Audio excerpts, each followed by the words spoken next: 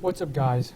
So, if you guys don't know who SKT T1 Faker is, he is probably one of the, if not the most well-known League of Legends player in history, one of the most skilled players. Some people call him the Michael Jordan of League of Legends. I would say that's going too far, but he does do things that are incredible. So, currently we're watching him play a game at the highest level in terms of the solo queue ladder, which to him is still, it's not a big deal for him because he does it so often. However, to most people, this is a big deal. To him, it's just practice. Now, when you watch Faker play, every single micro movement, it's like a work of art. Some people call his entire gameplay almost like a symphony that's done to perfection. Every move, the ebb and flow of every single move has been perfected. It's almost like he's playing a song. That might be too poetic for some people or ridiculous, but it is somewhat like this. Every movement he makes, he doesn't just push the wave unnecessarily. Every single thing he does is balanced. So he's not overly aggressive, he's not too passive. Every single micro movement is specifically done to maximize effectiveness so that he doesn't die, so he makes calculated decisions and so forth. Now, League of Legends is unlike a game like chess. Chess, also at the highest of levels, is just incredible for a chess grandmaster or world champion chess player to think 50 moves ahead just in your head. That is just an incredible feat, especially when it's a limited amount of time. For something like League of Legends, it's not something that can be planned out fully, kind of like chess, but more so because it's very dynamic. Every lane matchup is different. You have to treat everyone differently. In this game, as Lissandra, it's clear that Faker has decidedly chosen to push up the wave because it's harder to farm. Now look at him. He's constantly checking the map, but in that instance, he was stopped by LeBlanc. So in one of his interviews, he actually says that every 3 seconds, at a maximum, every 3 seconds, he's checking the entire map, making sure what his teammates are doing, while micromanaging what he's doing here. So every game is different because every matchup is different. Each champion has different spells. All sorts of random occurrences can occur, which you have to account for, based off understanding what every champion does, how they play together, and then utilizing that knowledge to encompass every single aspect of the game so that you make the proper decisions to help out your teammates. So what he did right there was he was checking top lane. He realized that if I use my teleport, I can come in there and help them. So even those decisions are crucial, because if you teleport wrong, or you position yourself like he did so here, where your teleport could be cancelled, you've just wasted a teleport, and the cooldown for that is quite a few minutes, which is horrendous for someone like at this high level. If you lose that pressure, that could be, even the smallest thing can be the highest loss of an advantage. A fraction of a second spent at base extra buying things when you shouldn't have, maybe additional auto attack, maybe just the way that you move to mid lane so you're not blocked by creeps. Every little thing can really affect the gameplay at this level, because that extra auto attack could have killed someone. That extra second could mean a few extra CS, a few extra gold, which puts you ahead in a 1v1, where even the smallest tick of HP could determine whether you die or your opponent dies. And every decision has to be made carefully, because if you waste your time going to top, that's maybe 10 seconds where you have to walk back to mid, where the opponent can shove the lane, do something else. If you stall for your opponents, or you stall while the jungler tries and ganks and kills you and they fail, you've now maybe wasted more about their time. So there's a lot of calculations going on. and precise movements too. There's there's mechanics in terms of being able to you know play your champion exactly precisely how you want her to be played. All the minutia in terms of automation and animation canceling and all sorts of stuff are going on here. And more importantly, you have to know the numbers too. You have to know the numbers in terms of what masteries, what runes your opponents are using, how they're using them, what level your spells are at currently, and if you can go in, if you can escape without dying. All those things have to be calculated. Now, over the years, professionals have been able to get away with being lazy and not knowing some of this stuff, but as the years progress, this is getting more and more competitive to the point where it's almost you really have to know certain levels of stuff. Do they know everything? Probably not. I would say that even at this high level, there's probably some level of impact versus time invested done. So some things are just maybe not worth the time to invest in them and learn. Other things they probably don't take into account because they have a limited cognition during a match. But just seeing, this is at the highest level, and I think one of the issues with beginner players is they're unable to tell the advanced gameplay at the highest of levels because they're unaware of it. This has been scientifically documented, especially with intelligence type tests. In fact, if you just ask average League of Legends players, they will probably be unable to identify and really figure out all the small things that make Faker so good. In fact, some people say, oh, he's not that good. I've actually seen this occur because they're just unaware of the gameplay going around. I would say if you're trying to get better at League, one great thing you can do is simply watch and model the top of the top. I think almost in every field, this is something that you can do, whether it's sports or maybe just business. You can model the people who are the best. However, what most people do is rather than learning from billionaires, they will learn from maybe a millionaire.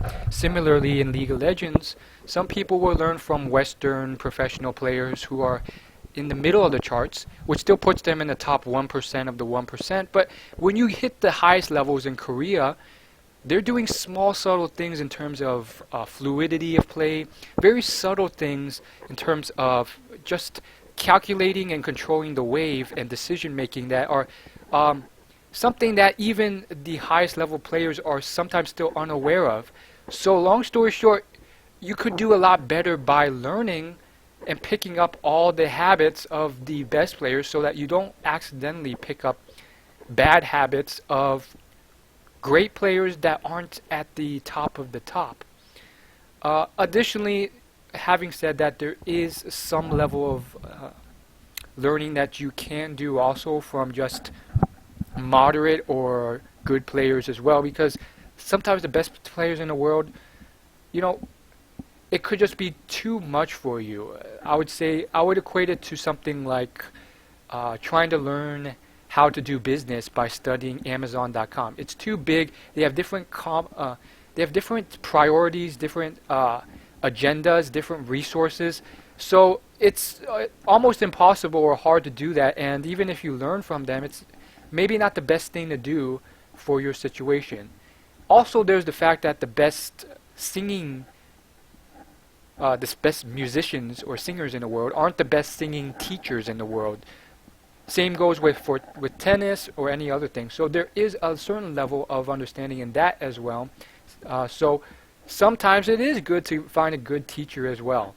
Having said that, though, if you ever are even considering watching a gameplay for who to study, the answer is clear. Go to the top in terms of studying. So if you want to learn how to play Lissandra on League of Legends, you could watch the full gameplay of a maybe challenger, top-ranked Lissandra, or you can look to how the best player in the world plays Lissandra. So right now, it seems like, for the average player, he may not be aware of what Lissandra's doing. I probably am missing a bunch of stuff too, but if you just look at what he's done here, here's a few things that I've noticed. He's constantly looking at the map. You can just tell by how he plays. He instantly teleports when he sees a moment, which is something that most people are unaware of. Also, from the start, he's been shoving the lane, especially when he has blue buff, because he knows as LeBlanc, when you play this matchup, LeBlanc has a really tough time farming under turrets, which means less gold for her, allows Lissandra to roam and assassinate people, and at the same time, if LeBlanc uses her mana to farm the wave at the turret, she loses a lot of mana. As you can see, LeBlanc, she does a full cycle of her spells, that's already half her mana. So it's really it's really mana intensive to play LeBlanc. And even then, if LeBlanc in this case, what she chose to do was forego the wave in order to join a team fight, she has lost out on all that CS and gold because of that, because the turret took it. Another thing here is, one thing I think Faker does really well is that he understands when to play aggressive or passive. I don't think there's a perfect way to play, but there is an near optimal way of managing things. And the way he plays is always, it's aggressive enough. It's not even slightly over aggressive to the point where he screws up and dies by going in too hard. Additionally, look at this. He purposefully walked into Alistar to let him headbutt him. Anyhow, he's never overly aggressive and he's never overly passive, to the point where if he had gotten a little bit more aggressive, he would have got a kill that he missed out on. So just seeing him do this, it's incredible. Let's just watch him play. So you can clearly see here that he fully understands that this Alistar has no damage. I think most people are just unaware of those subtle things. He knows he can go in and hit the turret, and this Alistar, he's very bald when it's just Alistar. He knows that, yes, Alistar has CC potential, but close to no damage potential. So he's just like ignoring him for the most part. Most people would be overly scared there. Okay, so right now he should be watching the map very carefully. He knows LeBlanc is bot, so he's deciding to push. This is clearly just a push and farm type game with roaming and checking the other lanes to help out and prevent LeBlanc from roaming or doing anything. Notice here that some people rush out of the base. This guy, for whatever reason, he has decided to stay in base for until he fully got all of his mana. Okay, so he's teleporting in. He's constantly checking the map. Let's take a look what he does here. Okay. There's the teleport. Interesting. So he didn't give that LeBlanc any chances. With LeBlanc, there's tons of juke potential with his W, so he didn't give that any chance. He just ulted immediately. Interesting. That was not the best trade. I mean, that was really not the best trade. We'll see what occurs from here. Again, back to the base scenario. What just occurred there was Lissandra, Faker as Lissandra, he waited until his mana fully recouped before he got out of base. I think for some champions, they rush out base before mana's finished. I think a lot of high elo players do that.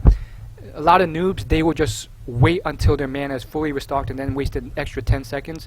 This guy, immediately he waited for his entire mana and then left base. So that's very interesting. It's a calculated decision, understanding that, okay, for champions that are mana intensive like Lissandra, sometimes it's better to just give it an extra half second for that mana to fully restock. That's very interesting to me.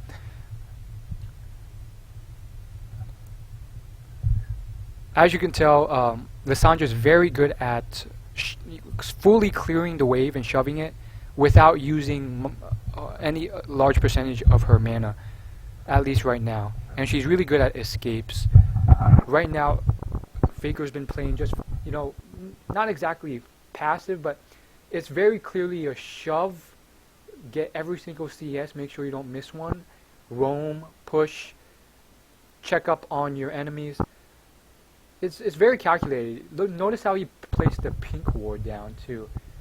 I think no one would bother to do that. I would say most people do not just randomly buy a pink ward at 16 minutes in. That's very strategic of him to place it there too. That's interesting. I'm not exactly sure why he did that. Obviously it's for vision control, but I'm not really sure if maybe that's a choke point. Maybe that's a common place to for ganks. Right now he's definitely freezing wave. He could be shoving, but for whatever reason he's just taking the CS one at a time. Early game has ended. Early game has completely ended. Notice how he's very clearly just CSing, not shoving really hard. Everyone's coming mid right now. Top lane still doing his thing. Oh, that was beautiful. So he's very, very clear. That was just like really crystal clear. He knew his champion range, and he immediately knew what to do right there, and he just almost one-shotted Tristana. I think one of the reasons he led with ult is because Tristana is one of those champions that can jump away immediately, and at this high level, Tristana mains will jump away immediately if they sense any type of damage. So he immediately ulted to freeze that person. Oh, this is a bad situation for him. Oh, we'll see what occurs here. He just barely got away with his escape. Lissandra is quite surprisingly a versatile champion with her escape. Oh, that was bad. I don't know exactly why he did that. I'm not really sure why he would go back in with such little health there. So even he makes mistakes. I think that's something that most people don't realize. Everyone makes mistakes. And you have to be reminded that this is at the highest of levels. We have CJ Entis players on here, a bunch of professional Koreans. This is at the highest. This is probably the top 1% of the 1% of the 1%. Also, what's really important is item build, which fluctuates and varies depending on who you're laning against, team composition, what your enemies are building. There's things like, should I build magic penetration? Should I build cooldown reduction? All these things depend. Right now, we're looking, seems like none of them are really building any magic resist. And he has a decent enough of magic pen. Ooh, notice how he led with ult immediately first. But Tristana was smart enough to jump away before that landed. Interesting. He died there again. That was not that great a play. That was more of a novice type thing where you just go back to lane, shove it, not really aware, and then you see an enemy, he's like, oh, I could kill him, and then turns out there's tons of people behind him. But then again, I don't know, maybe there's some high level stuff going on here I'm not aware of. Interesting. Here comes Lissandra coming in. Oh no, that's Gnar. Ooh, beautiful ult. That's a 1v4. Here comes Lissandra's ulting in. Here's the fight. Lissandra, Faker almost always initiates with his ult. Almost all the time. Even if the person he's against is 100% HP. I think, well, technically he's only done it on AD carries and the squishy ones. So he's definitely going for the ones that are easier to kill. He initiates immediately with the ult to freeze them. That's interesting. He doesn't, I mean, it makes sense because of her toolkit. It's a very, her toolkit's very short range, so she does have to be careful of that. Let's see what he does here. Right now if I was Lissandra, I would not be chasing so deep. I would have given up any chance. So this is interesting. Let's see why he did this. Wow, he went in from behind, ulted immediately, got the kill. That is innovative. I would have definitely not been so ballsy. I think that's incredible. I would have just shoved mid. I would have thought, Nidalee is so quick. There's no chance. No chance for me to come in and kill her. But he realized Nidalee was fairly squishy. He came in from behind as Lissandra. Very ballsy play. I think it's a great level of understanding of when to go aggressive and when to not go aggressive, and understanding the toolkit of that champion. Let's see what happens next. As you can see here, he's very quickly using his spells to get to mid lane as fast as possible. Why? I'm not sure. Was it just to get those CS? Not really sure. He used a decent deal of mana. He's definitely pushing hard now. Perhaps he just wants that CS, that gold. It's very, with Lissandra, it's very clear when you know that Faker is shoving the lane or just trying to control the lane with just one CS at a time. So now he's going for blue. He's pulling it back. I think this is interesting. What I think he's doing was he saw there's some action top, so he pulled the blue so that once he finished it, he could get to top quicker. That's a small, subtle thing. I think that's interesting. See what else he does. These are small things that most people don't do, even if they're told. Like, you could watch this video, see it, and then still forget to do it or be too lazy to do these small things in an actual game. Here he is. They're clearing the wave. It's about 23 minutes in. Faker's level 13. It's too early for Baron. They're too low level. I don't think they could do it.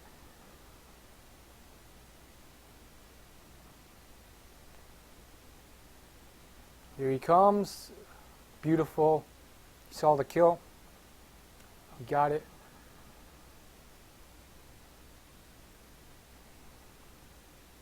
They're pushing mid. I'm curious as to why. So, okay, so they ping bot. I think, okay, so this was very calculated. Let's see here. Ooh! Wow, that is incredible. Yeah, it's very clear that with Faker's Lissandra, he always initiates in with immediately. If he can, he always ults the AD carry if his team's there to back him up and if he can get in range. Almost immediately, even if they have a lot of health. Like, that's how he starts it off. This guy, okay, yeah, right now he's so ballsy right now. So this is great. They killed one person, now it's a 5v4. They pushed mid, dove, killed another person. Now they're just forcing this because it's at best, or yeah, at best it was a 5v3 for a small amount of time. Interesting. So they didn't overstay. It's very calculated. They knew, okay, we can't stay for the inhib. Takes the blue, immediately recalls. Let's see what I'm guessing it has to be a Zhonya's. He doesn't have enough for finish Zhonya, so that's interesting. So with the Zhonya's active, that gives you time for a double invulnerability if you want it. So that means that you can invulnerable yourself as well as then pop the Zhonya's. So it provides a large amount of time for your spells to reset via cooldown, and for you to remain alive if you get targeted or singled out and you're low.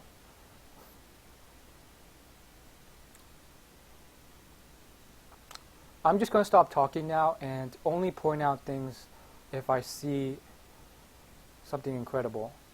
Yeah, it's very, very clear that every time he ults, it's for the kill. It's always on the squishies, and he's not afraid to use it and even initiate with it, even if they're full HP or, as long as they're in range. And if there's, I mean, usually, like even when he's solo, as long as they're in range, he'll immediately ult them.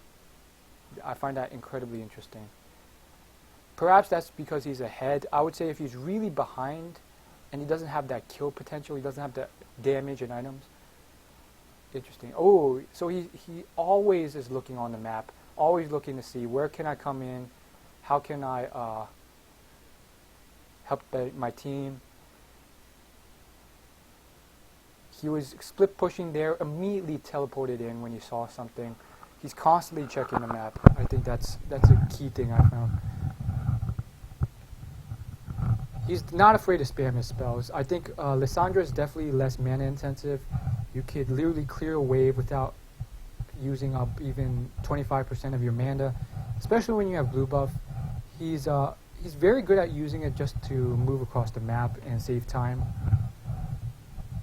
Oh, he canceled his teleport. Okay, so right there, that's a subtle thing that you can use. Faker used one of his spells just as a vision check, and that's, I think, the beauty of Lissandra. You can use it as a vision check. During that time, if you see you want to go in, you can press that spell again, and then boom, you're where the claw ends. It's a very simple champion, really. Plus, you have 2 stuns. You have the W and the ult. It's an interesting champion to play. Right now, it's a really good champion, honestly. And you can clear the wave. Look at that. She doesn't have blue buff. You can literally clear the wave with like 20% of your mana. Like for LeBlanc, that will cost at least 40% of your mana. Especially if you're behind. I think that's why Faker chose to shove versus LeBlanc. Notice how he clears the wave. He kind of pushes up the minions so that they're clumped slightly while still linear, and then he uses his Q to clear the entire wave. There's the blue buff. He's just using his autos. He doesn't want to come over the wall for some reason. I guess he wants to stay near Baron.